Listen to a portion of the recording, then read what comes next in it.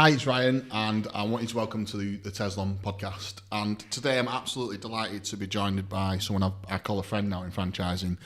I met him when I first started going to the expos, and ever since he's been a fountain of knowledge for me and giving me lots of advice. So I'm really appreciating being on the podcast today. But please, could you introduce yourself, good sir? I'll try. The friendship thing's cool. Thank you for that. I'm not sure the knowledge is worth having either, but I'm going to keep giving it just in case you want it, right? So my name's Dan Archer. I'm UK Chief Executive of a business called Visiting Angels. We are a domiciliary care provider operating in the private duty market. Okay, so I kind of wanted to get an overall picture of your career because I feel like every time I spoke to you, Dan, the first time I met was at Expo, and I've always asked you advice, and I think you give me some mustard advice, to be honest with you, and I really appreciate that. But I kind of wanted to give a picture to people of how you know quite a lot about franchising and sort of the picture you've been through, but how you ended up in it, because it's always unusual, I find, how people got in franchising. But if we could just scale it back, whereabouts were you born? And how old were you? Right the way back. Yeah, right the way back. So okay, I know you're in Sheffield. Were you always in Sheffield? I've not always been. I was born in Sheffield. Yeah, absolutely Sheffield lad. Yeah, so born in Jessop's Women's Hospital, as it was now Sheffield Children's Hospital. Right. 1974. Born 4 days late. My dad was sweating it because apparently, because I was born April the 5th. My dad says had I been another hour later, it would have been in the next tax year, and he would have missed out on the benefit. So I'm 49, which is part of the reason I know a fair bit about franchising, because I've been doing it a while, basically. Yeah. Sheffield lad, grew up in Sheffield. Actually born in Sheffield, grew up a bit in Sheffield, then in Rotherham. Rotherham, Sheffield. Now live in Barnsley, which I guess is the South Yorkshire Holy Trinity, isn't it? That's all three boxed off there. Mum was a teacher. Dad was a teacher, then they split and then went into insurance. We were sort of... Mum and Dad went into insurance together, or they split up, divorced? No, split up, got divorced when we were, I was 15 when I got divorced. And then a couple of years after that, my mum moved down to Great Yarmouth on the coast. We took us to one side one morning and said, "Do you want to go to the seaside to live?" And we're like, "Yeah." didn't think twice about it. Off we went. We moved down to East Anglia. Oh, nice. But then as soon as I had a chance to do university, I was back up to Sheffield, because I'm like, I thought I was moving back to where my mates were without realising that all my mates had buggered off to different places to do university. Right? Did university up there. Just slow down a little bit.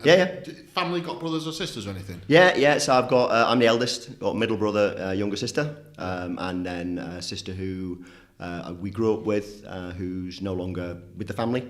2 sisters, 2 brothers. My parents wanted girls, right? And they had me and they had my brother. And it's like, rather than trying again for another girl and missing out, they adopted, basically. Tasha, first girl they adopted, was Caribbean. And then my sister Zoe is like a quarter Turkish. She's the exotic one. Like when we go on holiday, she tans proper well, So, I need to slow down here, because that was said so quickly. So you've got a brother and 2 sisters. Yeah. Right, and then so you said they're no longer with the family. What's that about? So, my sister Natasha, so she was with us for about 3 years all told. Accident in the home, and she was then taken back into care, basically. Right. And then I had like 20 odd years of not knowing her. And then, like 2 years ago, she reached out to me through LinkedIn. Oh, nice. Found me through LinkedIn, so we kind of reconnected through that. So that's been pretty cool. But that's a bit mad. That I've never had the chance to speak to someone who's had like foster parents or kids or anything in their life. How was that? Was it? It's kind of weird at the time. It's very stressful at the time, and kind of like, it's really odd, because we met up in Sheffield for a coffee, and I just spent like 20 minutes staring at her, because I was a bit like, "Are you actually my sister?" Do you know what I mean? Yeah. And I guess, and again, at the time, it was really unusual, because, I mean, we grew up in a mining village in South Yorkshire. Yeah. And my sister was the only blackface in town, right? So there was a kind of like, I was exposed to people's racism very early on, because it was directed towards a member of my family, do you know what I mean? Oh, yeah. Lots of interesting stuff in my childhood. Yeah. I'm the eldest. I'm supposed to be the responsible one as a result. Relatively responsible. Yeah, my brother's a creative one. My brother's a graphic designer, so he just like makes beautiful stuff. Starts with a blank sheet of paper and makes beautiful stuff. Yeah. And my sister is a practice director at a vet's practice. Oh, nice. She always wanted to work with animals, and that's what she does. You know? Bet she works harder than me and you. She does. Yeah, absolutely. Well, we're both in and around care, right? She works harder than me. So Vets work so hard, mate. Yeah. Wow. My cousin's a vet, and she I don't think she does anything else apart from work. No, well, the thing is, I was sort of say about trying to find staff in the care industry, right? Have a go at trying to find a vet. Yeah. It's just like walk a mile in my shoes is always a thing, isn't it? Yeah. Just like listen to what she talks to me about. Yeah. Like, how do you do it? It's crazy. So, okay, so Great Yarmouth, moved down south, and then you went to university. What can I just scratch a little bit? What was school like for you, Dan? Was it something would you say an academic, or were you sporty? Or I like language. I'm a talker. Right? Are you really? So, yeah, you might have noticed. So no, I've always been pretty good with languages. So I speak French. I spoke French and German. When we moved down to Yarmouth, I had to restart my A-levels, and I had a chance to do Russian. So I did a Russian GCSE, which was like amazing because there was like 3 of us in the class. So I got like pretty much 1-to-1 tuition, which was great. So can you speak Russian? Здравствуйте, как дела? No way! I love that. Catches you out. Right? Catches you out, right? Though, because I thought, I'll get by, I'll be all right. And then I went to Moscow in 2008 with United when they got to the European Cup final. Right, flew out to Moscow, and I'm ordering food in Red Square, right? Not in the McDonald's in Red Square, in like a restaurant next door to it. And I'm looking at this price list and just about translating it. Got to the till thinking this is going to be really cheap, this, and it was chuffing expensive. That's because I'd missed the fact that they were giving you a price per gram. You got to the checkout and they weighed the plate. Oh no! And I got absolutely rinsed for how much it costs. So yeah, a bit of Russian, a bit of German, bit of French. My team are so my möchten Sie meine Abschnitt gesehen, which means would you like to see my collection of cold meats? Is one of the German phrases I've retained from German. And I guess that's a pickup line somewhere, but it probably doesn't work, right? Yeah. So German, French, and then. What else around that? So yeah, I enjoyed school. My mum she was a geography teacher. I was a shit teenager. You know, my teenage rebellion extended as far as being bad at geography to piss my mum off, basically. Was your mum a teacher at the school you went to? Or? No. I mean, she was for my brother and for my sister, but not for me. I dodged that bullet a little bit because I would have been that mondo awkward. So no, didn't study at the school. My mum taught at. And I think it's difficult. My secondary school was punctuated by stuff that happened outside of secondary school. You know, I was pretty good at getting my head down and learning stuff, but I was at Hillsborough in '89 because my dad was a massive Forest fan, so I was there for that, and that hit hard for a period of time. Mm-hmm. You know, I had a bit of talking therapy around that, and that was difficult to kind of come through. And then my granddad. How old were you in that? 14, 15. Yeah, just.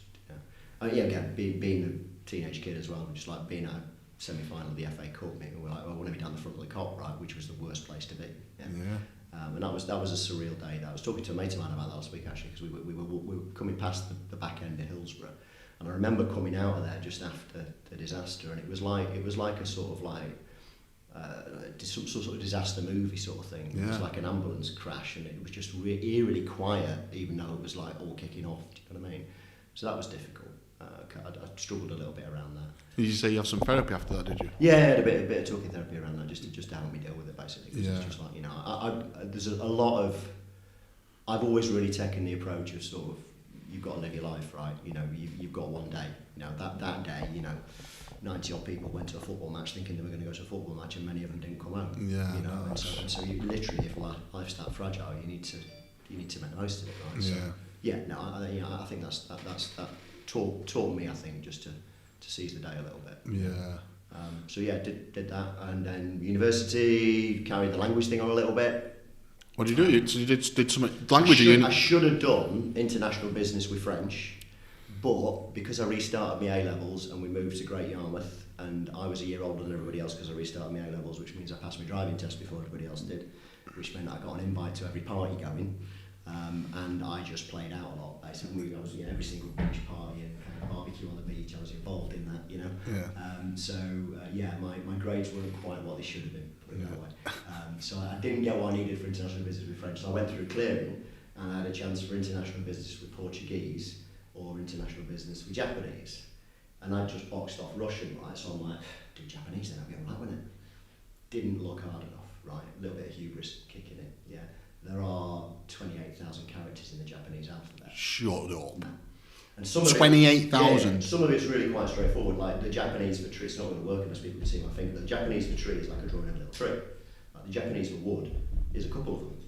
The Japanese for forest is 3 of them, right? But they're not all as like easy to get your head around as that. Right? Yeah. So by the end of my first year, I should have learned something like 9,000 of these characters, and I knew none basically. So I was like, this ain't going to work. So changed courses, went down from international business with a language just down to business with marketing.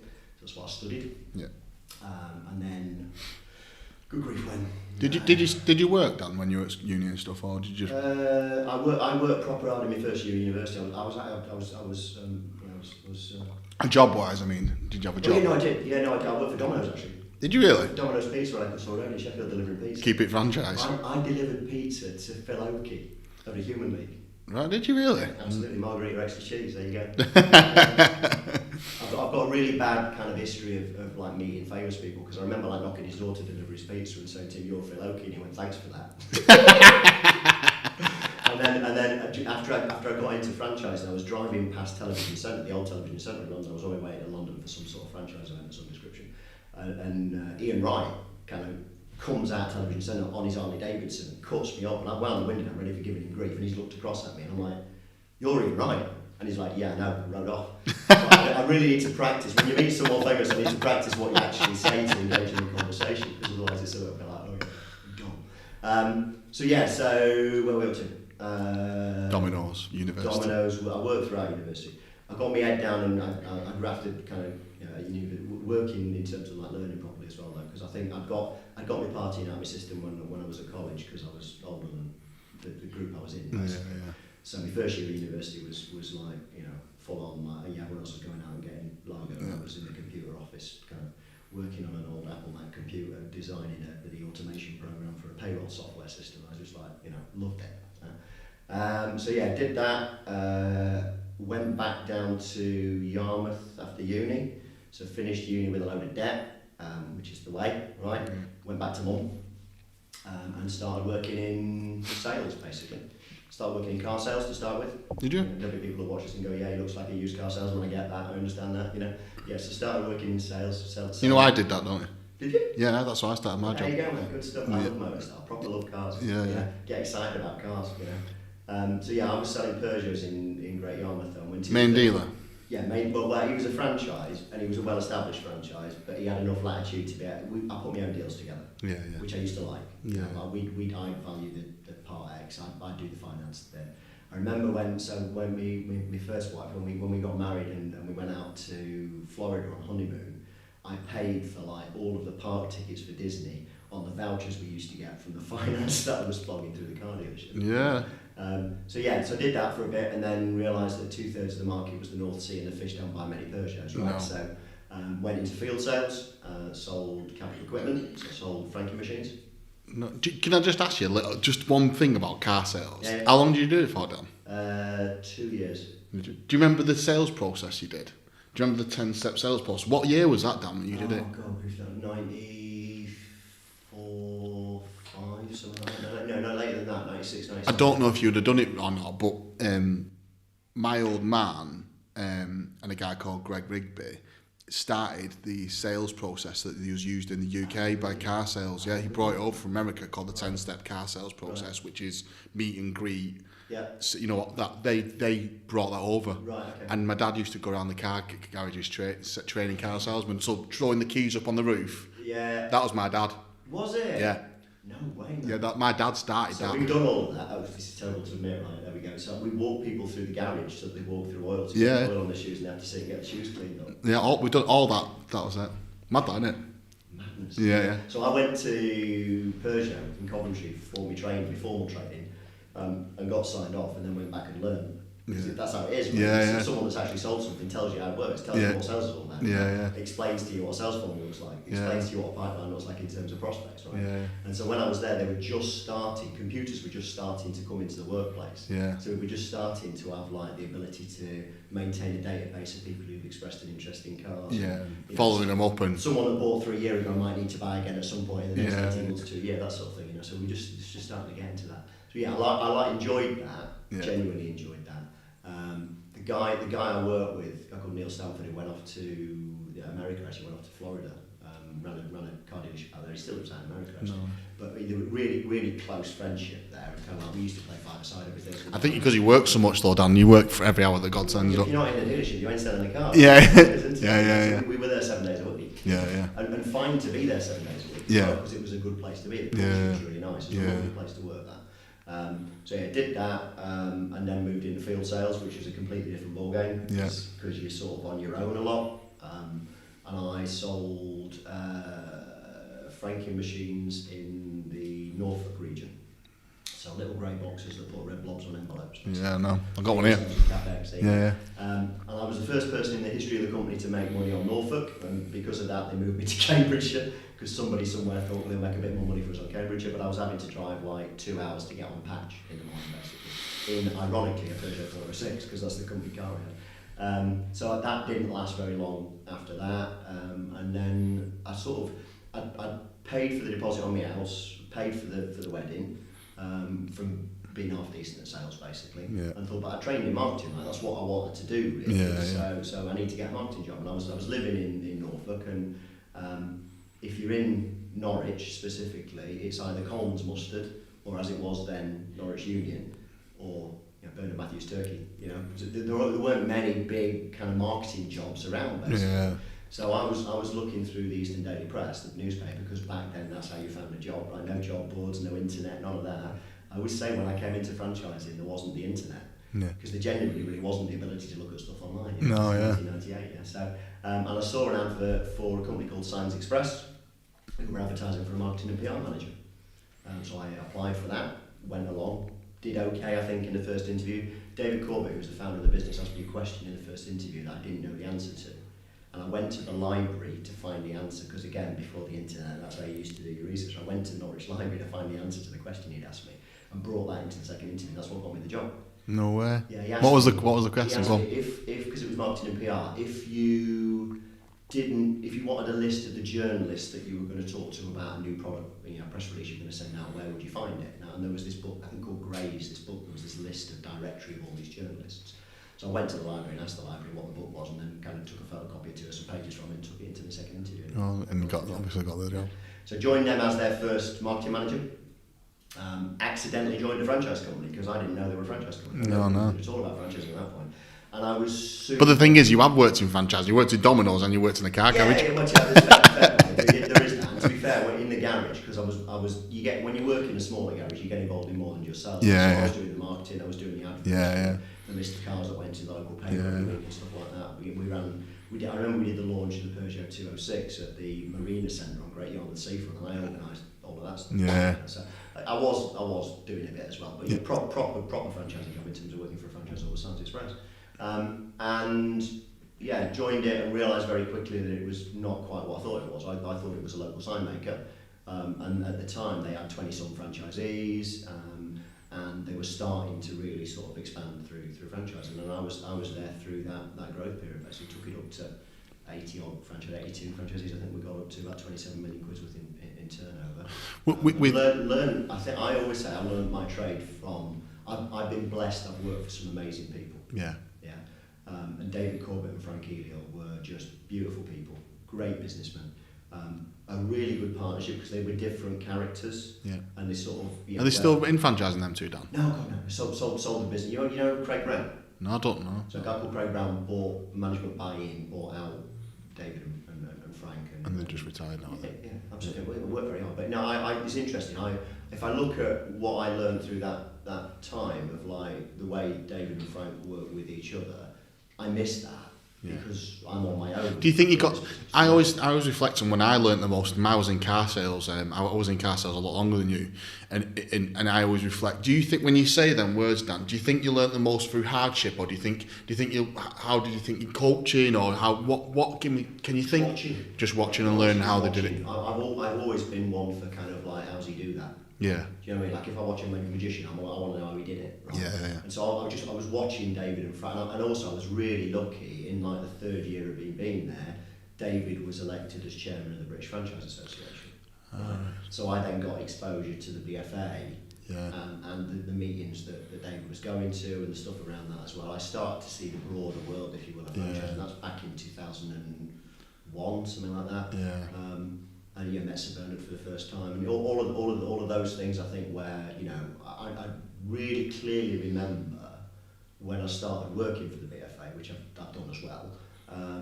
Somebody saying to me, "How do you know so many people in franchising?"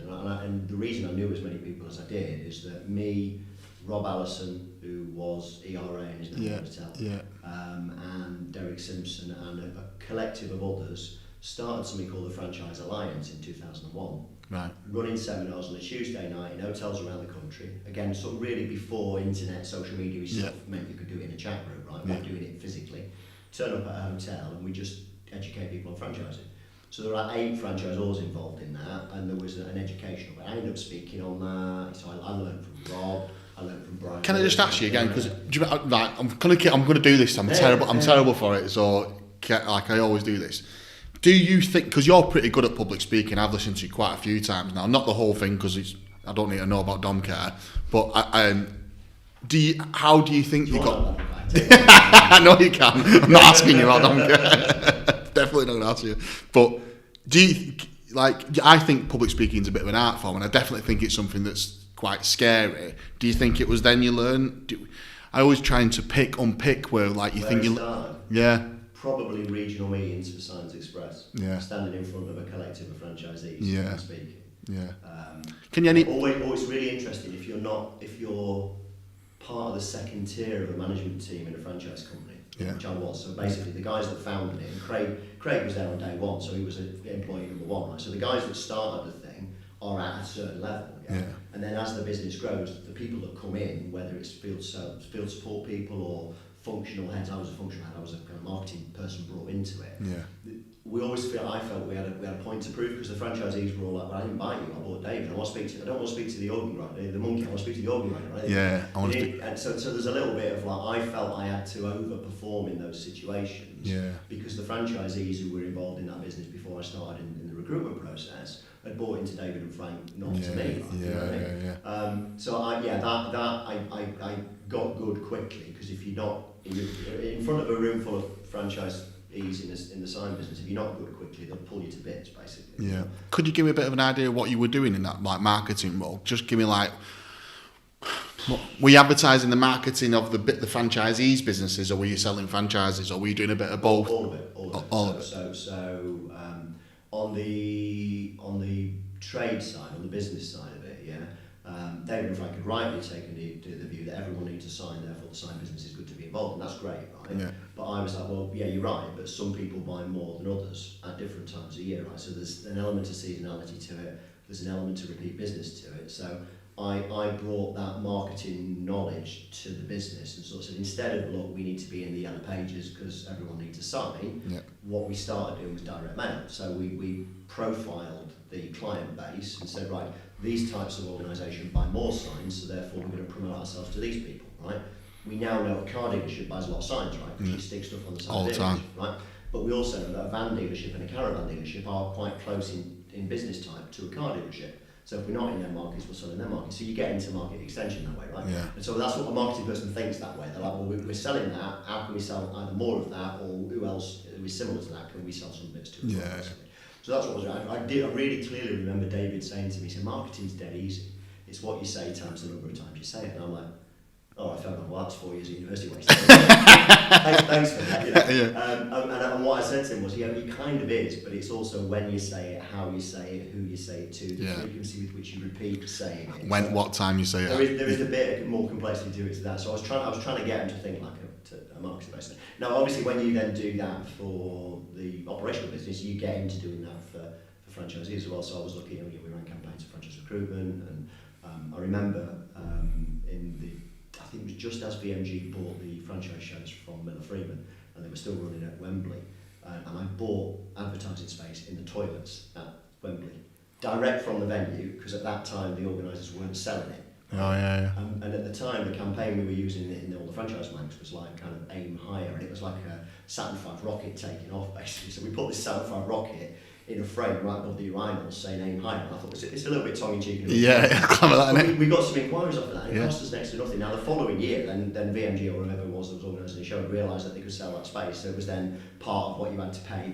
the show organisers for, sort of thing. So we were just looking for stuff like that, basically, just trying to find a way to get the message out there and kind of get a few more people. So I think I knew it's difficult because obviously the world moves, right. A lot of the people that I was working alongside back then, some of those entrepreneur franchisors have sold their businesses and retired now, right? But a lot of the people that I knew because of doing those alliance meetings, and we did 42 in the first year of that, right? With every Tuesday night. Right? And just round the country. And how did you advertise it? How did that? They were advertised in local papers. We did a bit of local radio advertising. No internet. Yeah, nowadays you do it through social media. Actually, nowadays you wouldn't even go. You just run the event online. Then, I mean, the first one we did, we were at Hilton Hotel. I think it's Hilton Hotel Manchester Stockport, but it's basically right on the edge of the hills before you get into the Pennines. And it was the first one we did. We had like 30 odd people in the room, and Rob stood up to start the presentation. And the room was boiling because there were a load of people in it, and there was no aircon. So we opened the window, and the mist from the moors started rolling in through the window. No way. So we're in this room giving a presentation about franchise, and there's mist coming in the window and sheep barring in the background. It's like surreal, you know. So yeah, we did that. We did that for I was involved in that for about 13 years or so. It was like we ran for a long time. And enjoyed that. It was good for franchise recruitment, it was good for educating people about franchising per se. Taking it to people and just letting them think a little bit. Did it get bigger, Dan? Did it just carry on doing that with same thing, hotels every sort of Tuesday? Did you do that for 12 years? It went for a long while. I'm sure it must have been something like 12 years. Yeah, it ran for a long time. And it was sponsored by NatWest, then it was sponsored by Lloyds, then it was sponsored by NatWest. And we had different franchisors involved in it. I moved to different franchise companies and I took that franchise company into it as well. So yeah, it went on for a good period of time. And to say just now, you wouldn't do it now. Because now you do it through you do something like this when you record it and just people would watch it at their leisure when they wanted to. Right? But back then, as franchisors, we were doing it to educate people about franchise. You were doing YouTube. And we did a case study on our business, and then during coffee, if someone was interested, they come and talk to us about it. It worked pretty well. It worked pretty well. So did a bit of that. But yeah, I always say I got into franchising by accident. Yeah. Because I didn't know I was applying for a franchise company. Yeah. And I'm lucky in that David became chairman of the VFA, because I think my passion for franchising comes from just exposure to different businesses and stuff like that. And the people I learned from, people like Mike Goddard who started Balfour Lettings, people like Brian Lewis who started Cash Generator, people like Melvin Lusty who bought Rainbow International and sold Rainbow International, and just business people like that who had done it, built big businesses and done it. I learned from those guys. So yeah. Okay, so we're back at the signage company. You started there, and you started I've forgotten the name of it now, doing the round robin seminar things. Yeah. And how long were you with the signage? 2004 I come out of there, I think. So how many years was that then? About 5 years. 5 years. About 6 years. Yeah. And why was the move? What happened there? I missed. It's really. I'm going to offend a lot of people in East Anglia right now. Norfolk's lovely. Norwich is amazing, right? I was in my mid-20s and I wanted to play out, right? And I, as a teenager, I'd done an awful lot of over the hill from Sheffield into Manchester, going clubbing, coming back on the middle train, all that nonsense, right? And so I missed all of that because it wasn't really happening down in Norfolk. So me and my brother started a marketing agency together, and I moved up to Manchester and sort of went from there.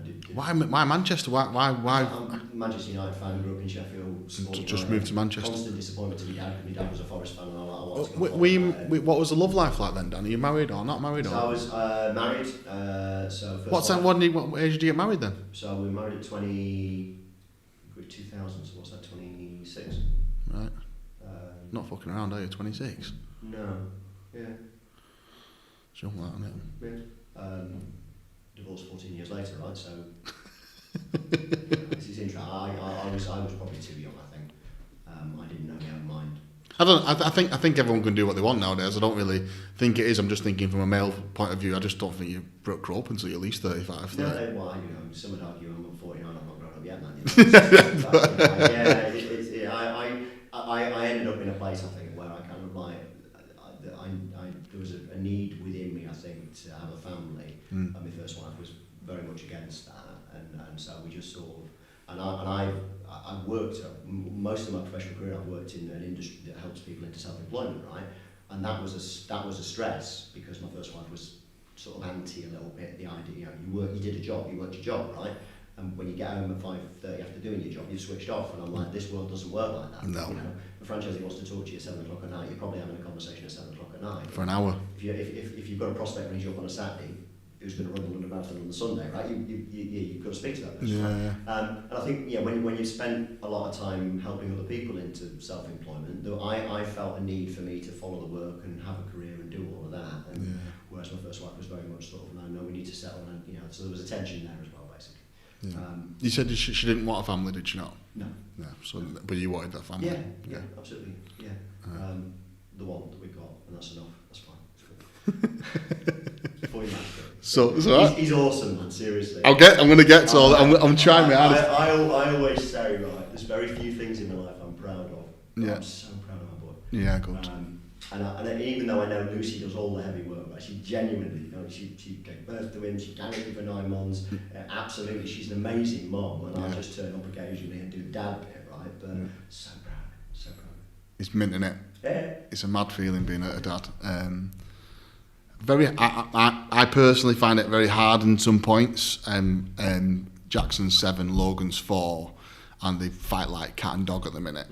And I find it hard sometimes, especially after I've been away, fun stop. It's like 100 mile an hour, 400 mile an hour, having some amazing, massive, like me and you probably have pretty big picture conversations every time I see you, and you're going back to, why's my helicopter been broken, and why is he been in my bedroom, and fucking, where's the Lego? Yeah, where's my chocolate bar? So he's very. I find that sometimes I'm like, I need like a chamber to stand in for an hour before walking to be dad mode again. But yeah, it's sometimes I find it extremely difficult. But yeah, I enjoy it being a father as well. I've always, it's interesting. I've kind of, there's an overshare coming out, like overshare one. I was worried how good a dad I would be, and I put a lot of pressure on myself, I think, for that. And that's my dad wasn't particularly present when we grew up. Was that down to his job? No, obviously, absolutely. Yeah, down to the a little bit to do with his work to start with, but then what led to that was then the affair that he had that ended the relationship, right? Right.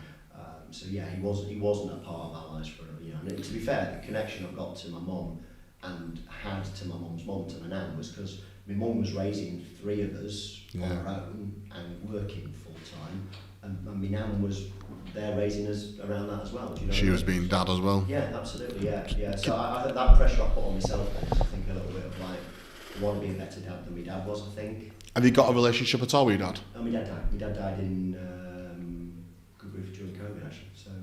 But did you have a relationship at all, Dan? Towards the end of it, yeah. So just reconnected probably 4 or 5 years before he passed, just difficult in that situation, because we had like 15 years or something in the middle where we just didn't talk to each other. And like for him, I think he used to call me Daniel, and so for him I was still that, whereas for me I'm a man now, right? Yeah. So that was all. There was a little bit of a tension around that, but I had to see him. I had to spend time with him. I had to get to know him a little bit, I miss my dad quite a lot, and but he worked quite a lot when I was younger. He was pretty much away 7 days a week because he was going around training car salesmen all over the UK, and then obviously he run multiple businesses, and I miss him very dearly right now. But do you think it affected you not having your dad in your life when you were younger, or do you think you think your gran and your mum sort of helped you out there or not? I know it's a really tough question, that, Dan, but I don't know. How can you know, right? Yeah. You don't know it. I think I've got a mental toughness, I think. Yeah, I'm just trying to tap into that a little bit, yeah. And I think I look to my mum for my work ethic. Yeah. And if I'm bright enough to be able to do well, it's probably because of my mum, and my mum insisting that I did some education and I worked. Yeah. I want to play football. Do you want to go on the piss and see birds and drink football? School was overrunning me. I wasn't good enough to get into Rotherham United as I used to, so my mum was like, anyway, so you probably need to think about school, right? Yeah. So yeah, I just I don't know what we dad. there's a little bit of. I was with our office in East Staffordshire for their CQC registration when I got the phone call from the hospital to say that he had a heart attack outside the hospital. You couldn't find this shit. Had a heart attack outside the hospital and died in the car outside the hospital. Fucking hell.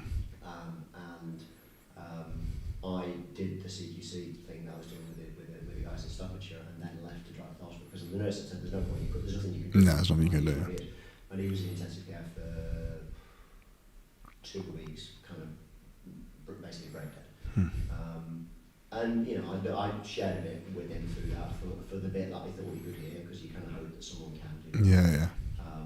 But he met my son once, and he said, That's right. His next door neighbour said to me when we were clearing his house out, he said that he'd spoken to my dad, and then my dad had said 2 things to him, and he said, because my dad smoked for most of his life. He knew he had a heart problem, he knew he had an issue because of his smoking, he didn't expect to live as long as he had, basically. He made it to 71. He didn't expect to see his 70s, and he never expected to see a grandson. And so I think that, for me to be able to sort of see, there's some closure around that. Yeah, I was just going to say. But yeah, so I'm a little bit of me measuring myself to make sure I'm a good enough dad. Absolutely. Yeah. Whatever that means, because yeah, like what's your interpretation of being a good dad? I literally don't know. Sometimes I go round and round in circles with it. Sometimes I'm like, because I work away a lot. I mean, I try my hardest to never be away at the weekends. The expos kill that, and sometimes you have to travel on a Sunday. But pretty much at the minute we're expanding. You're the same. I'm away. I'd say every other week, or I've been stints at the beginning last year. I think I did 18 weeks on the bounce. But I don't know if that. Is that being a bad dad or a good dad? I literally don't know, because I'm trying to create a business that creates money, that potentially looks after their future. If I can buy them the first car and a house, that'd be great. Put a deposit to house. That's only going to come from the groundwork I do now. So I start saving up. Or is it better to be a dad that's around all the time? But then I'm not around all the time. And then the same difference, you make your kids independent by not being around all the time. I don't want to make my kids my life, because then when they grow up and when I make them independent, guess what they're going to be? Independent. So then if I've made them, I just don't, I think it's such a, what I do is try and keep in touch. The beauty of technology, FaceTime, video, WhatsApps, all that type of stuff. So, because me do 2 nights away, a little boy, 2 nights is a long time in a little boy's life, isn't it? So, you can become gold crown at the rugby tag, and they can get gold star at the school, and there's a lot of things can happen in 24 hours or 40 hours when you're a kid. So it's just that odd thing about sharing as well, isn't it? Because you're absolutely right. It's that thing of that sort of the pressure cooker that is like a toddler's life, because like my boy's 3, right? So he just when you speak to him, he wants to share. He just wants, he wants to explode at you. You know what I mean? Yeah. And that's so when I'm away, that's the bit I'm gutted about. Yeah. Because you walk in. Sometimes I walk in the door. He's far too tired. He's had a heavy day, and he's like, I don't want what to do with you. Sort of thing. But sometimes you walk in there, you just can't wait to tell you what's happened. And I'm like, that's absolute joy. That, isn't it? It's absolute joy. Yeah. So I'm very, very proud of that. Okay, I've lost track a little bit where we're up to. We did the signage thing, and you left. Where did you go when you left the signage place? Marketing business, worked with my brother. And that was it. So you moved back to Manchester, falling out with the missus, maybe, don't know, can't remember. No, she wanted to go. So you moved to Manchester. Where do you live in Manchester? So we lived in Sale. Oh, right, nice. And we rented in Sale, and then bought a posh flat apartment on Salford Quays. Oh, nice. So literally I could walk to United, so it's perfect for that. Oh, man. Had a season ticket, great. Missed franchising. How long did you do it for, you brother? Did you get on with him and everything as well? Kind of. Is he did the bit? So he did the design of the marketing stuff. I get it. And I did some sales for it. Yeah, kind of. It's difficult for me to say to you because you work with family, right? It's not always easy to work with family. Yeah, is what I'd say. I missed franchising. I missed. I think once you're in franchising, you can't. It's definitely something I don't think I'll ever leave franchising. No, I don't think I'd ever leave it. It's just that. I think it's just the pace and the decision making. I've only ever worked in car sales, and I did a little bit of joinery, believe it or not. love the buzz of it. It's 400 miles an hour all the time. There's just so many things and opportunities that you come across, and every single person you meet is incredible. And this is why I started this podcast, because I just felt like there wasn't a lot of out there on the social media about the people in franchising. There's a lot about franchising, and there's loads of people pitching, and me and you both got all that sort of stuff. But actually getting to know people, who are they? And that's where, because so I missed. It's interesting. I've always said that, like, we stand on the shoulders of giants, right? Yeah. So because a franchisor's role is to help a franchisee to be successful. If you have enough successful franchisees, you're a good franchisor, right? Yeah. But you're there because of them. Yeah. Right. Yeah. So I missed that. I missed the interactions, and it's odd because towards the end of my time with Signs Express, I was jaded by it. And then when you're out of it, you're like, bloody hell, I missed that, man. Yeah. You know? So I wanted back in, and I was doing some work with a company that made dental implants and made splints that stop you snoring and stuff like that. That's one of the clients we had with a consultancy thing. And Ian Martin was headhunting and contacted me and said, like, the BFA are looking for someone to be like head of marketing. Actual BFA? Yeah. So I joined the BFA just after Andrew Quayle joined the BFA. He was in ops, head of ops, I was head of marketing. No way. So Brian Smart's deputy, basically. And, you know, instantly went back into going to seminars and speaking at seminars about franchising. I got back on my feet again because, as you say, I enjoy doing it, right? So seminars for franchisees, seminars for franchisors, lobbying government for the first time. No way. So, you know, letters to Vince Cable and people like that, you know, meetings at the Houses of Parliament, just talking about that stuff, basically. So I was ridiculously proud of a silly little thing, right? There used to be something called Business Link. So before direct.gov, the website, there was the Business Link. Yeah, business links were like regional business development hubs, and they had websites. And franchising was in the buyer business section of business. And I argued with a series of civil servants over a space of about 6 months that they should move it into the starter business section, because that's where it really ought to sit. Yeah, right? sure, yeah. And then, so they did that, and then literally 6 months later, they scrapped the whole thing, and it became direct.gov. So and now there's nothing on direct.gov about franchising, right? There you go. Yeah. There's a challenge for the BFA, right? Make sure that direct.gov's got a reference to franchising on it, guys. That's a win. Yeah. So I was doing all of that, speaking at conferences, and working with franchisors, but within the BFA, and that kind of wasn't enough, because you're not really in the industry if you're working for the self-regulating company body of the industry, right? It must have given you a good scope, though. I loved it. It must have given, I always think about that, because I always think about James and Pips and everyone. I'm like, it must be quite interesting to have that, like, especially Andy Dick, like, just getting to know every brand, it must be really interesting. Like, it was, and to be fair for me as well, because I had a circle of franchising friends through doing the seminars. I was back in touch with those guys again, which is great, right? So, you know, different horse, same down, but I missed the franchisee interaction, and at that time there wasn't really, I mean, there was Sir Bernard Ingham's franchisee forum, but there wasn't really a sort of a franchisee voice within the association. So I wasn't working with franchisees to help them build their businesses. I wasn't recruiting franchisees. I wasn't doing what I've been doing with Signs, right? So I missed all that. So I went up to Warrington on a BFA thing, a member meeting basically, and went to meet a lady called Lynn Lister. And Lynn was formerly the editor of Business Franchise magazine, and with her husband David started a business called Express Legal Services. And I went up for the BFA meet, and she just sort of said in the middle of the conversation, like, do you know of anybody with a marketing background who might be interested in a job, sort of thing? And she wasn't tapping me up, right, but she was just asking.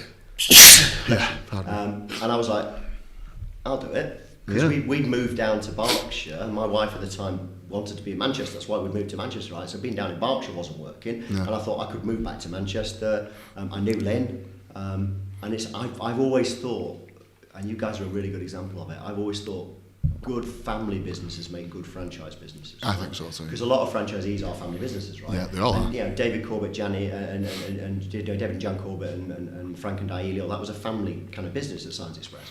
And so I sort of went back to Express Legal Services, and I got the same feeling from Linda and from Dave. So joined them as franchise development director, and because I'd been hands-on in the BFA and sat around BFA board meetings at that point in time, instantly stood for board of directors of the BFA and was elected. Oh, nice. At the time, I'm sure there's some young Turks have been along since, but at the time I was the youngest elected BFA board member. So went into the BFA board. So carried on still doing some bits with the BFA, but I was now back hands-on working with franchisees, so helping Lynn and Dave with their business, and great. It's a fantastic business. They're lovely people. It's a family unit. Just to give me, what's it about exactly? They provide property-related searches. So when you move house, the searches that your solicitor needs, they can provide that basically. So you can either get it from the council or you can buy it from an independent search agent, and that's what they do. All right. I didn't even know it existed. Franchisees across the UK. When I was there, it was something like 40 odd franchisees across the UK, doing work for solicitors to help them to do property transactions basically. And I was with Lynn and Dave for 4 years. Loved it. Through the property crash, 2008. In a property search business, when there's a property crash, good luck with that, again, we just went out. They said take it to the mattresses. We went out there. We literally kind of got the franchisees out. We went out networking, went out marketing, started doing CPD training sessions for solicitors. So we were running educational seminars for solicitors, and they were coming along and they were hearing about us at the same time, and that was bringing business for the franchisees, and it really started to work quite well. And we had Home Information Pack initiative came along, and they were doing stuff through that. Loved all of that. There was a period of time, really odd space in kind of my work experience, where Christian, who Lynn and Dave's eldest, and he's awesome. The guy's an absolute genius level kind of influencer, I guess. You could probably call him a lobbyist, right? But he was trying to get access to data within councils. And the councils were fighting it because the councils were flogging the same data to the same solicitors, right? And they wanted to protect their market, right? So they were being difficult. And Christian was like using something called the Environmental Information Regulations, was suing the local authorities to get access to data. So there was like a period of time, I think, where there was like 56 outstanding freedom of information requests, basically. No way. Where me and Chris were just sending these FOI requests off to the councils, right?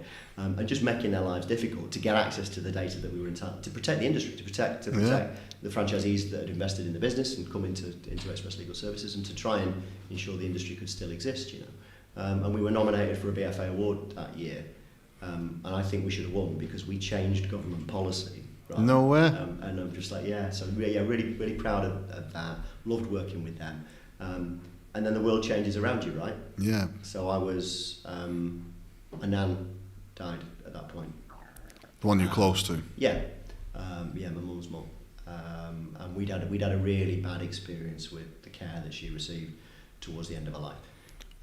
What happened there, Dan? Well, I'm in the sector now, right? So when you're in the sector, you sort of see. But I sort of expected it was going to be easier to find reliable care, and we didn't have that experience. I'm sure it's an experience that many people have.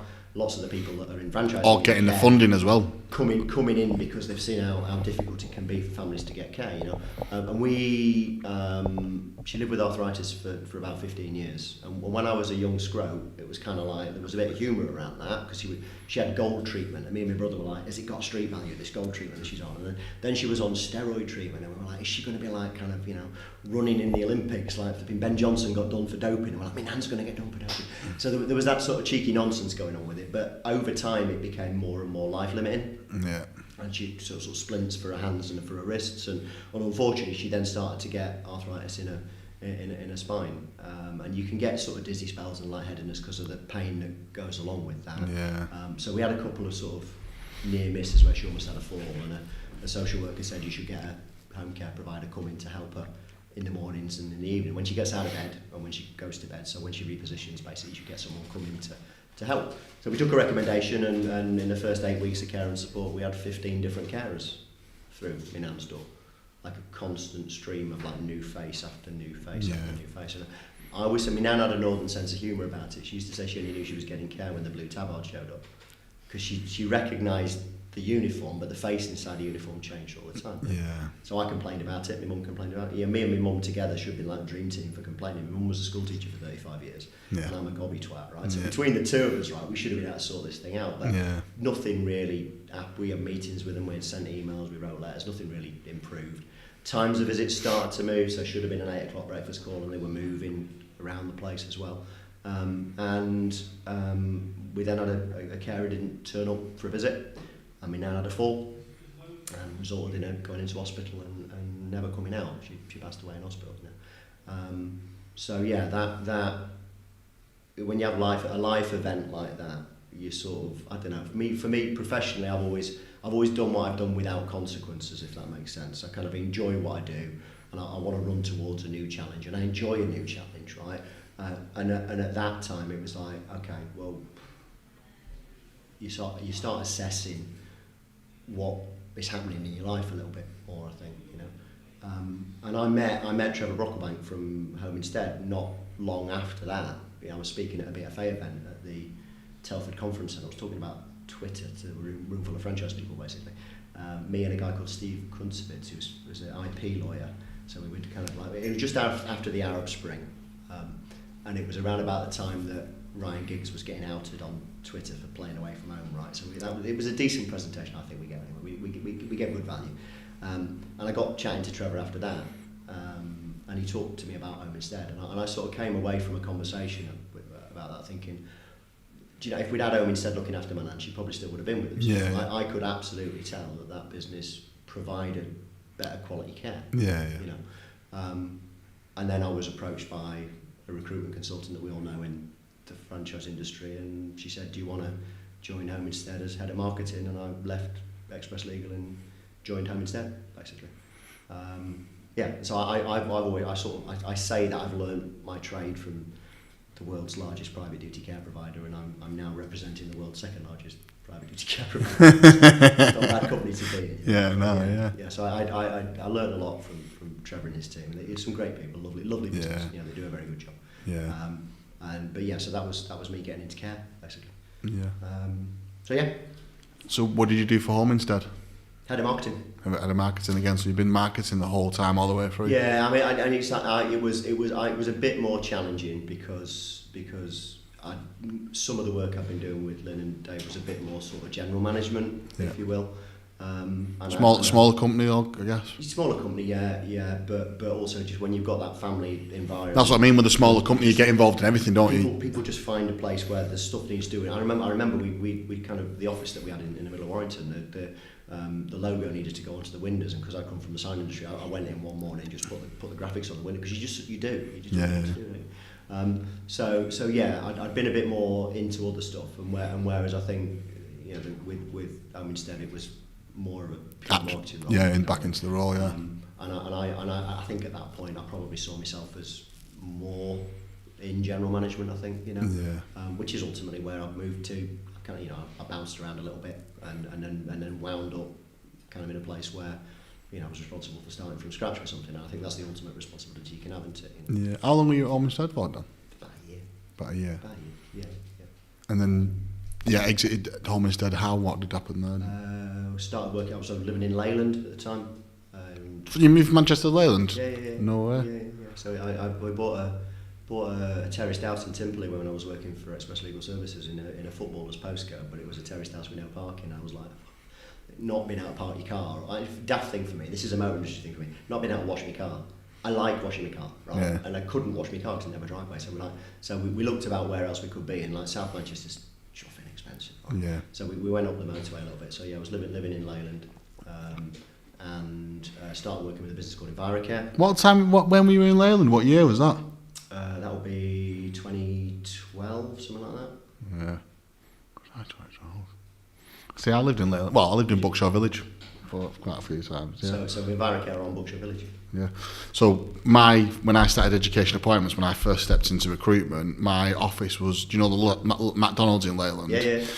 So the road on the right hand side of the McDonald's, there's a cafe, and my office is above there. The signage is still there, not been taken down. Yeah, so the small. So yeah, so joined a business called Envirocare, who were a grounds maintenance company. Yeah. Who were doing stuff in the care industry. Did a lot of work for Anchor Care. Yeah. Actually. But yeah, gardening basically. Nearly killed myself working for them.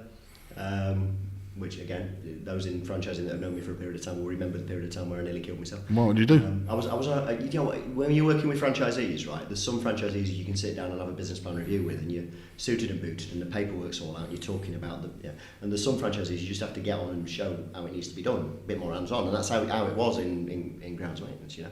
And I've been working with a guy in Wigan Shevington, I think the place was. We finished up on a housing estate, and I was on his ride-on mower, and I was on this ride-on mower on the top of the grass bank, and I went too far over the brow of the thing and got a slide in it, sliding down the bank. And when you're sliding in one of them things, they train you to jump off it because there's a trigger on the seat which stops the blade so you don't get cut when you crash, basically. So I've hopped off this thing, and it's hit a tree and dog-legged back round above me. So I bounced down a 25-foot grass bank into a 9-foot concrete soakaway, bounced, had about a millisecond to think, got away with that one, and then the mower hit me. And the mower's, ride-on mower was like, I don't know what, quarter of a tonne for the mower and then about half a tonne of grass on the back. So it was like being hit by a small car. So I bust 3 ribs, punctured a lung, broke my collarbone, broke my wrist. I got a plate in my wrist because of that. Broke my wrist, broke my nose, which is the thing I was most annoyed about because I was like, oh my God, no, what do I know to you? And sort of like got up injured and called Matt, the guy, the franchisee I was working with, and shouted for him, and he had his ear defence on so he couldn't hear me. So we dragged the mower out, put it on the back of the van, he drove me to Chorley Hospital. No way. And because I thought if we ring an ambulance is going to take forever to get there, so I thought, well, just drive me to Chorley. So we drove to Chorley Hospital. Chorley Hospital doesn't have an A&E department, really. No. Chorley Hospital's there to deal with kind of mostly people who were drunk in Chorley on Friday and Saturday night. No. Right? So they needed to blue light me to Preston, so they blue lighted me to Preston, and I was in it with a high dependency unit for a period of time. They had to reinflate me lung, and my bones had to be fixed, and I had to have a plate put in my hand, and I was reintroduced to my own mortality again, right? No way.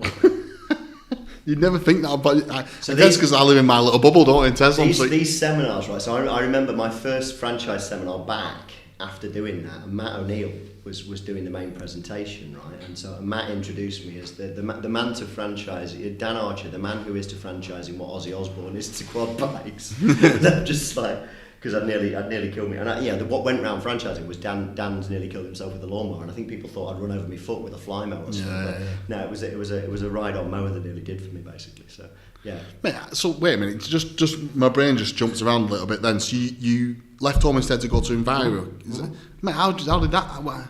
How did you even get into lawn mowing from there? Contacted them because I could see there were a stage of development where they might need some help. Went in there, they'd had some consultancy work done. They didn't have an ops manual. Second time, twice in my career, I've gone into businesses that have been members of the BFA and they've not even had an ops manual. No way. Because the requirement from the BFA was you have to have a contents page of the ops manual, so someone had produced a contents page. I didn't know that. There you go. So I wrote the ops manual from scratch. Did some work on understanding if you are cutting grass and then you're returning in 2 weeks' time during the high season of grass growth, how much grass is generated during that time, therefore how long is it going to take, how many empties do you have to do. So I produced like a little spreadsheet to help people quote. I loved it. Man, I loved it. It's good fun. So I did that. I feel like you're getting a bit more into like the operations side of it, aren't you? You've managed a few people, then you've like leaving your marketing behind there a little bit. I did a bit of marketing as well, but the Dave Yates, the guy that owned the business, he was absolutely in the grounds maintenance business, wasn't in the franchise business, right? So I got to be general manager. I was like kind of right, franchise doing everything, doing everything, doing the whole piece basically. Did that, and then after the accident wasn't quite the same. I wasn't quite the same after that. Scared of like lawnmowers? Not when I've got a lawnmower phobia necessarily. I did. My relationship with Dave wasn't quite the same after that. Do you know what I mean? Not that I was ever going to be in a place where I was going to come after him legally for the fact I nearly died on a lawnmower or anything like that. But I think it was a little bit of like we moved it to a place where we were out recruiting franchisees, we were doing franchise shows and all that stuff sort of thing. And then he sort of didn't. Our relationship soured a little bit post that accident, basically. So then went to NIC, John Spencer's business, because I'd done some grounds maintenance, facilities management, basically cleaning's a part of that as well. Joined his business, didn't particularly stick there. Then was approached by a startup in Manchester. Like, great, back to Manchester where I want to be, working in the city where I want to be. A company called Red Flag Alert, which was a new start, some consultancy work done by a guy who's no longer in consultancy. Picked that up as launched that. Didn't really go the way that I wanted it to go, I guess. Wasn't moving in the direction I wanted it to move in. And then a headhunter again approached me and said there's a care business called ProMedica 24, which is a franchise living care provider, Europe's largest franchise living care provider, that's looking for someone for the UK. Are you into that? and took it. And I divorced by that point in time. Can I ask a personal question? Did you find that tough? Did you? The divorce? No. No. It's just, I just always feel like when you're jibbing for your career, isn't it? And I always feel like it's interesting when you go through people's career and they've got the personal life running alongside it, and it's like how people cope with the personal life and creating a career. It's not necessarily being divorced. It's just sometimes you go through hardship personally, isn't it? And it's that piece of work what I'm talking about. Like your nan died and then being divorced. And is there anything you can particularly pinpoint anything that you do?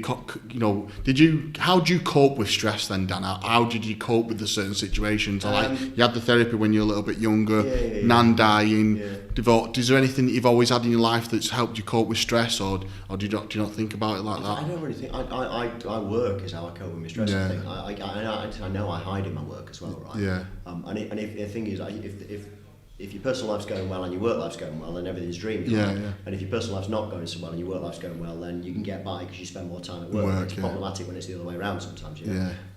So no, I mean, I kind of, not in that time of sort of the red flag thing.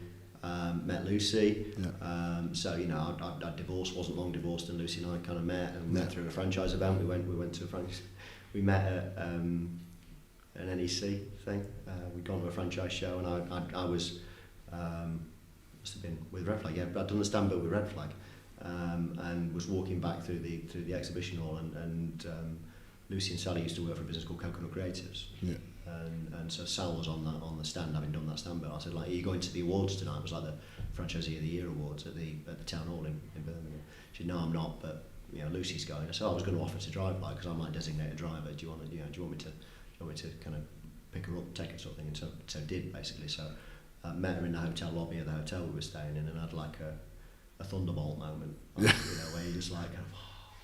A really odd thing as well, because then spent the car journey into Birmingham flirting with her. Yeah. Right. And then because we were on a work gig, went off to different tables. Yeah. I went and sat on mine. She went and sat on her table, that sort of thing. Yeah. And so that's where me and Lucy met. Met at a BFA Franchisee of the Year awards. So I mean, so and it's that thing I think where sort of I when you know, right? When you meet. Yeah. The person that's kind of right, and many of the stresses that I had in terms of wanting to do things professionally and run at business challenges, and when you meet somebody that's also running a business who's also in franchising, right? They get it because they're in the same place, Yeah. I know it's not blissful because of that, because we're both in the same industry, right? So you there's a little bit of that around there as well. Yeah. But there's far more understanding, I think, of what it takes to be involved in the sector when your partner's in it as well. Yeah. So I took the ProMedica gig, and they had 2 franchisees when I started. I recruited 24 in my first year there, and it had a really compelling offer. They ultimately were recruiting carers in Europe and bringing them to the UK, and that was a great fit. Saw it, looked really well, thought great, fantastic, I can get behind this. CQC registration was held centrally, so franchisees didn't have to go through all of that, so away we go, basically. And then I was at another BFA event. I was at the BFA annual conference in June 2016 when we voted for Brexit, in our infinite wisdom, Oh my Any God. Brexiters watching this, if you're offended, I don't give a shit, Fucking unbelievable. I'm a European, right? I've been a European for my entire life. And now I'm not supposed to be European anymore. I don't know how that feels. Do you know what I mean? Yeah. It makes me sad, that. Yeah. But I instantly thought, right, okay, this is going to be problematic. Because this is what we do. We are bringing European workers into the UK, and all of a sudden the UK's going, not so many of them, But actually, before legislation or anything like that changed, what happened was the people who were coming over just didn't want to come in as big a number. They didn't like the uncertainty of it, basically. They didn't like the idea of coming to a country that was thinking they didn't want to be involved in Europe. I get that. And from my perspective, as the person responsible for bringing franchisees, I was like MD at that point. I was leading the thing. The person responsible for leading the business, I'm bringing franchisees in, not knowing what the next 3 years looks like, let alone the next 10 years. Like you can't allocate a franchise on that basis. No. So I had a couple of difficult meetings with the venture capitalists in Warsaw, because it was owned by it's actually now owned by Danone, the yogurt people. So what's it like working for venture capitalists like that? I don't even know anything about it, me, Dan. Do you know what though? So, we said it already, right? Franchising is, most franchisees are family businesses. Yeah. My experience is good franchisors are also family businesses, right? Yeah. When you get into VC-backed corporate entities, bank money, the people disappear quickly. And you're then into it's about money, spreadsheets. So how does it work? Is you just go to a board meeting, there's just 5 or 6 people in a room just asking you what your KPIs are and all that type of stuff? Kind of. Yeah, I mean, there was a bit of kind of coming over to the UK, me flying over to Warsaw, and backwards and forwards like that. But just the expectation from a funded structure like that is unrealistic, I think. No emotion to it. Franchising, it's a slower burn franchising. Yeah, right? of course it is. But again, that was another one where I'd gone in there and there were BFA members and there was no bloody ops manual. How did that happen, right? So I had to get the ops manual. I don't even know how you do it. See, the thing, so when I joined the BFA, I didn't call it an ops manual, I just called it instructions, but we had an ops manual. Because I was like, the thing is, I don't understand how you run a franchise without an ops manual, because you don't want to keep going back to your franchisees with the same thing. You just want to go here, I'll train you a couple of times, and then here's the thing to just go over again with you. Like, if you've got nothing to give them, all you're ever doing is them on the phone all the time, aren't you? That's what. There was a little bit of the VCs that had bought the advice that had got it franchised in the first place had not really invested in the full term, and they didn't have many franchisees, right? You only got 2 franchisees. You haven't got many people to ask a question that would have been easier answered by an ops manual, right? So anyway, did that, built the ops manual, used a consultant to do that and get that in place and put it to market and put a bit of a support team in place in terms of area managers, and then also had to get it turned around with CQC, because they put an action plan in place to turn that thing around, a 47-point action plan. Worked with an external consultant, brought in a fantastic lady called Paula Beanie, who was brought in as kind of head of quality. She was ex-CQC, and in 6 months took it from bad to good, from inadequate to good.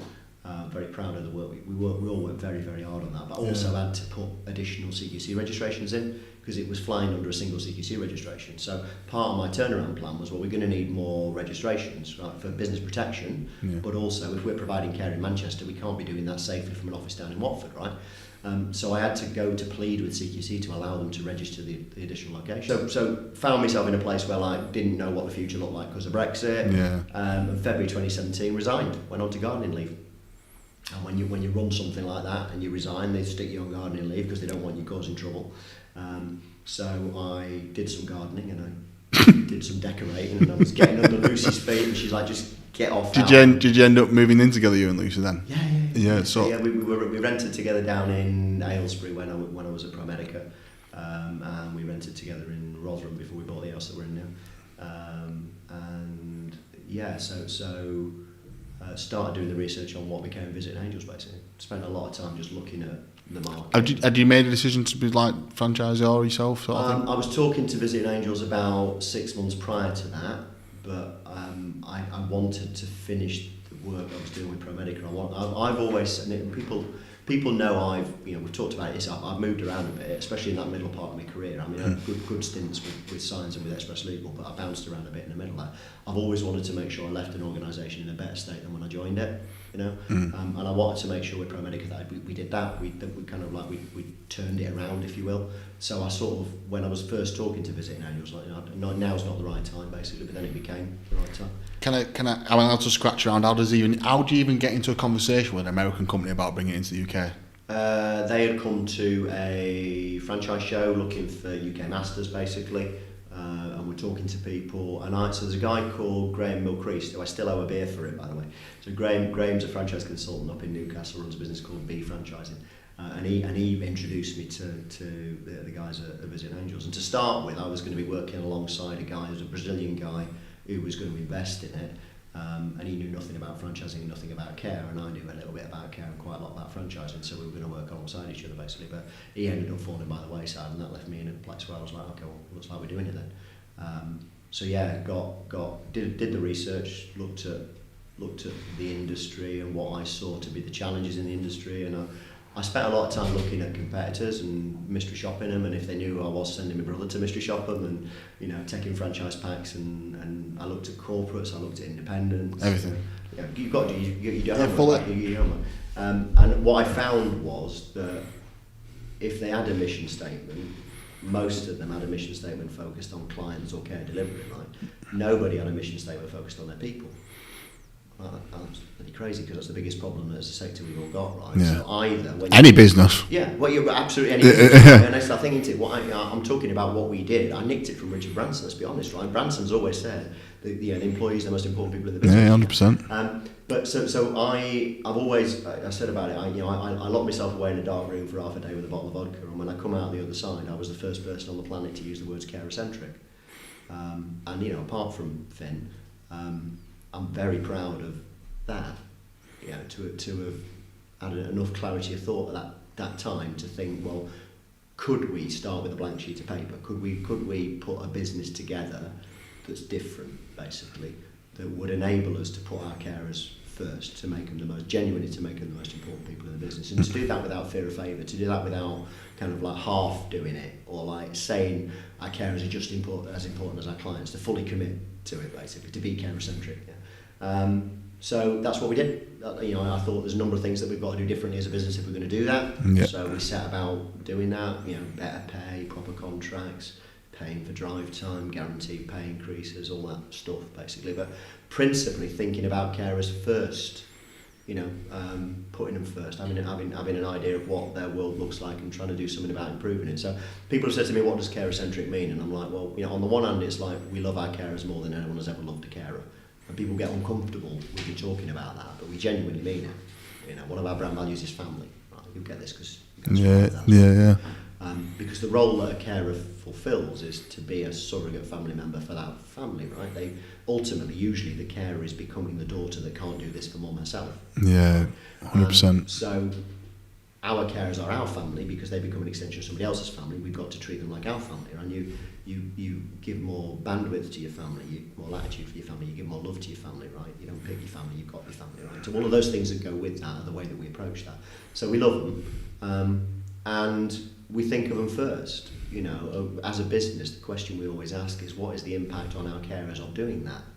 And if it's not a positive impact for carers, we don't do it. It doesn't matter how much money we might make at doing it, it's not carer-centric, so we don't do it.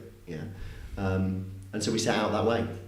Mission statement when we started was to be the UK care sector's employer of choice. I cheated because no one else had that mission statement, so I thought I'll aim for something I know I can probably achieve. And then the second part of the mission has always been to redefine the role of carers in society, to get society to better appreciate the work that carers do, and because of that, to hopefully make the job more attractive for those that might want to think about coming in and doing it. So was aware that in many years in franchising, and at that time it was like 20 years in franchising, I'd never actually been a franchisee, so first thing I did was set myself up exactly the same as a franchisee would be. Took an office in Sheffield, recruited a registered manager who was 40 minutes late to her interview. She knows, I know. We've talked about this many, many times. I agreed to meet her in a hotel in Nottingham because it was more convenient for her. But she'd been working in Leicester that day, so she ended up being 40 minutes late. And I'm sat in this hotel lobby waiting for her to turn up, and there's these two old dears next to me looking at me like I've been stood up for a blind date, you know what I mean? Did the interview, did the second interview, she joined me, so blessed to say that Trey joined me. You've met Trey? Yeah. So Trey joined me as our first employee on the 1st of February 2017. Got CQC registration in January 2018, got our first client late January 2018, and it's gone from there, man. So we're, the Sheffield business is 2,000 hours a week, and we've now got 47 franchisees around the UK, and an amazing team of 6 full-time support people looking after the franchisees that we've got. So it's been a bit of a roller coaster, but yeah, we're doing all right. And I now keep getting asked to come to, like, I've been this morning at Aintree at this kind of Care Roadshow event. I get asked to go and talk at this stuff now because people want to know what we do different, I guess. And I think what people don't understand, I think, is, and you know this, right? Your why in business is your why in business. Mm-hmm. You've got a really compelling reason why. Yep. Yeah. Mine is a really compelling reason why, right? Mm-hmm. I look at what we saw with my nan. Absolutely, that problem is down to a home care provider with high staff turnover. Mm-hmm. What I'm trying to do with Visiting Angels is run a franchise business that encourages franchisees to have low staff turnover. It gives people tools to be able to do that, right?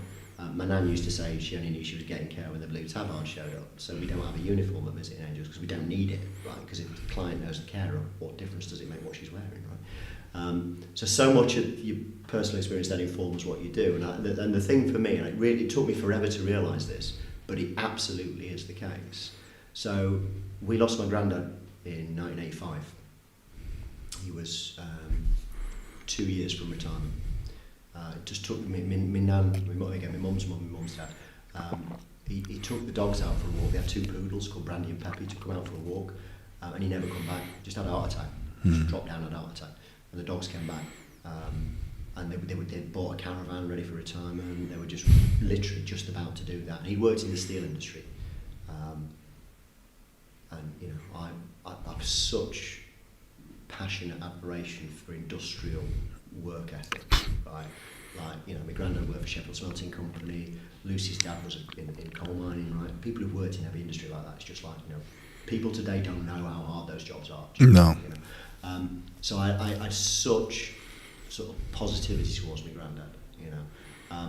But at a works do, towards the end of his career, my nan had gone, and Paul Tier is a name in Sheffield because he was a master cutler for Sheffield. He's the guy that ran Sheffield Smelting Company, right? And I remember him because my dad, when my dad was with us, played music, he played the piano, and we had like an electric organ that we'd bought to play. And my granddad borrowed Paul Tier's Range Rover, like a Mark 1 Range Rover, to move this bloody great big thing around the place. And that was like the best car I'd ever seen. So I was like made up mustard yellow Mark 1 Range Rover, right? So I remember Paul Tier from that. But then I remember throughout most of my childhood after my granddad died, we used to get a bottle of brandy and a ham every Christmas because Paul Tier had forced my nan to have a drink at work too. My nan wasn't a drinker at all, right? But he was like, I've got to buy you a drink, I have to buy you a drink, what do you want, what do you want, what do you want? And she said she'd have a brandy and dry ginger. And because she'd said yes to a brandy, he remembered that. And he sent a bottle of Hein brandy and a ham every single year. After my granddad died, every single year, yeah? And I'm like, that level of employee engagement, that level of people owning businesses caring about the people that work for them, that inspires me. Yeah. Yeah. And I genuinely haven't realised when I came into what we're doing here that that's kind of part of my DNA because I've sort of had that exposure. Yeah. To that. I want to be that guy. I want to be the guy that you know, people that used to work for him, his family are still getting things that say how much we appreciate what that person did for us. You know.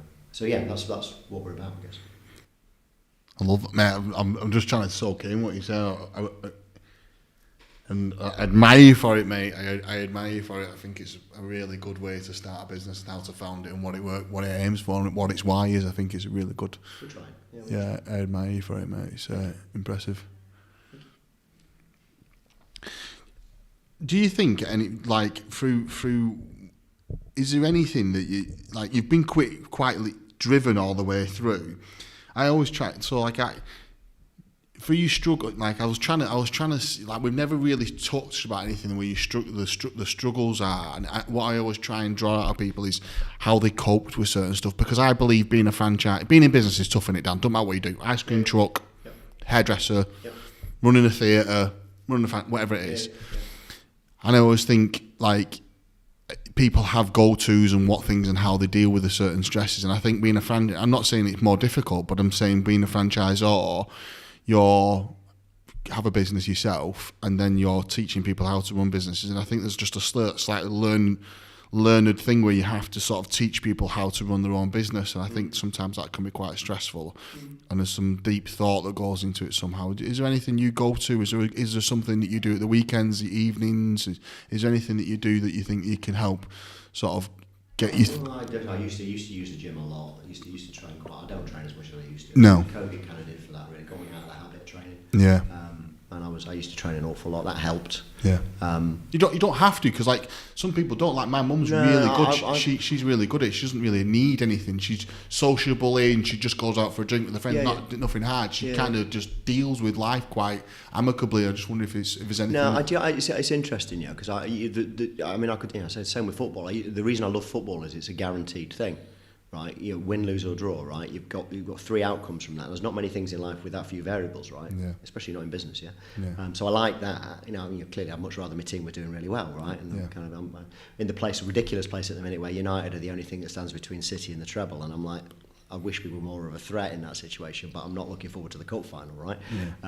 Yeah. Football because it's simpler. The gym because I can control. I like within the gym the idea that it's just like you versus the weight. Yeah. You know, there's no ego in that. It's can you lift it or can you not? But it's odd. I think I've always taken the view that what we do professionally, on the whole, although when you're running a care business, there are far more consequences, I think, involved in that than there are when you're running a sign company, although the reality is still serious when you're running a sign company, you know.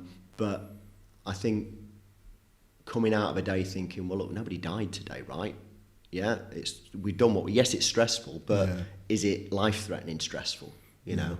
And I think, you know, what I've ended up with, I suppose, through personal experience is exposure to a level of sort of personal stress that's given me a toughness, a resilience that has then enabled me to bring that into dealing with what goes on when you're working. Yeah. You know, and there's a bit of just not talking about stuff sometimes, which, you know, we have a tendency not to do enough of that. You know, as a sort of species, we don't do enough of that, but blokes definitely don't do enough of that. No. You know, so there's a bit of that. But I think, you know, for me, I'm like, you know, I look at it and say, well, look, you know, my granddad took the dogs out for a walk, had a heart attack and fell down dead. Yeah. You know, I went to a football match with my dad and it was Hillsborough, right? And, you know, when I was at university, I talked about dominoes. I worked at Sainsbury's as well. I had an accident in a freezer in Sainsbury's, slipped over and banged my big head. And was like 15 minutes from freezing to death. And I'm like, but again, just like, I'm still here, right? I'm still on with it, you know? So I think individually, if you talk to people that have not faced stuff like that, and they will say those things are difficult things to deal with. But when you face them and deal with them, you just kind of get on, I suppose. So so I don't think there's anything in business that sort of comes at you which is of that ilk. Yeah. You know? But, you know, so far, right? Yeah. Who knows what's going to happen tomorrow? Yeah. Interesting. It's interesting. A place to close, actually, probably. I went up to Newcastle on Monday night and we signed franchise agreements with a guy that's taking our Newcastle territory. And he was desperate to take us out for a chai to celebrate, right? So we get in his car and go to this chai place he knows, and we turn in across traffic, and first lane's stationary, second lane's a bus lane, and there's nothing coming. So he turns out and there's a Ford Fiesta coming up the bus lane doing about 60 mile an hour, and he completely didn't see it, because why would you expect something other than a bus to be in a bus lane? And it literally took the front end off his car. So I went out for a crash to celebrate signing a franchise agreement on Monday, you know. Never done that before. But you just keep ticking, don't you? Okay, mate. I'm going to wrap it up, mate, because I think that I feel like it's been great to share your career history, and I admire you for what you've done and what you created. I think I just love the fact that you've been in franchising your whole career, and everywhere you've gone, you've not stopped, not given up, and you just moved on to the next, and now you've got I'm just I don't know how to phrase it really. I'm just really happy that you're doing what you do, and you're behind it, and your why's correct, and everything you've done is like, you know, it's on the right terms for you, and totally. And it's a thing, isn't it, about right place, right time, right people. We could not have done what we've done in the UK if I'd not been able to start with a blank sheet of paper. But also, the unfortunate things that you went through gave you your why. Yeah, totally. Yeah, but the personal why, the learned experience professionally, right? My time through the BFA, my time working with other franchise businesses, to see how different franchise businesses work, to be able to not need a franchise consultant, to be able to do that, to be able to think, right, okay, fine, without that then, and not being hamstrung by, you know, there are some great consultants, but there are also some not so great consultants out there. Right? We've never had a consultant. No. Mum and Dad have been in franchising a long time. There you go. And I think without it, what you get is you either have to know because you've learned, or you have to go away and find out for yourself, right? But either way is fine. What you do then is you do it for your business in the right way. It's right for your business. Whereas sometimes with consultants, what they do is they bring along with them a way of thinking which might pervert from what you were thinking of doing otherwise. Do you know what I mean? So we've been able to do what we've been able to do, I think, because of that. And it's not possible for me to have done that other than the fact I've been in franchising for 25 years. That's it. You've had the learning, haven't you, there, mate? Yeah. So no, it's I'm sure you've had it but you kind of like, it's that thing you get where, again, when you're working with franchisees, where when I started, I was, as I say, that second tier of management to come into a franchise company, and they always wanted to talk to David and Frank because they were the franchisor, right? And for me, I always then wanted to be that guy.